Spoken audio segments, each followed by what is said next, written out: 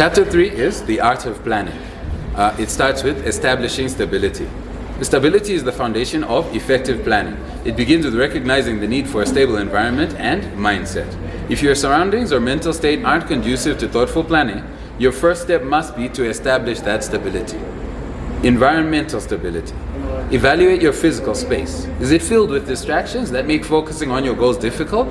You need an environment free from chaos and interruptions to plan effectively.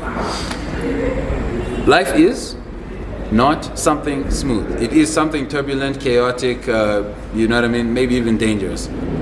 Your home situation might not be a very good place that you can plan. Detach yourself so that you're at enough of peace of mind that the potential for big thinking, the potential for planning is there.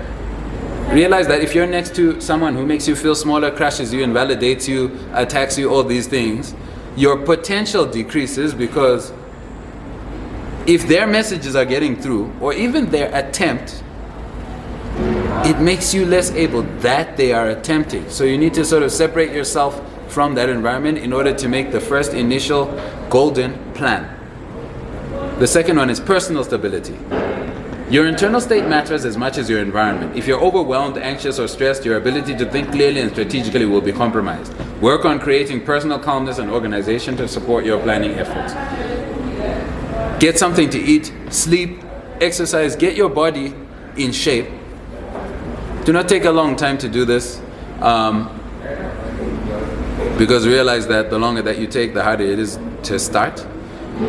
In fact, should you have stability already to whatever extent that you feel like you could plan, do not worry about over preparing. Let us say I'm in a quiet environment as such. I could probably think about what the big picture is, write down a vision, and that's all I need to start to craft my life around, as long as it's all central towards this vision, all building momentum, all snowballing.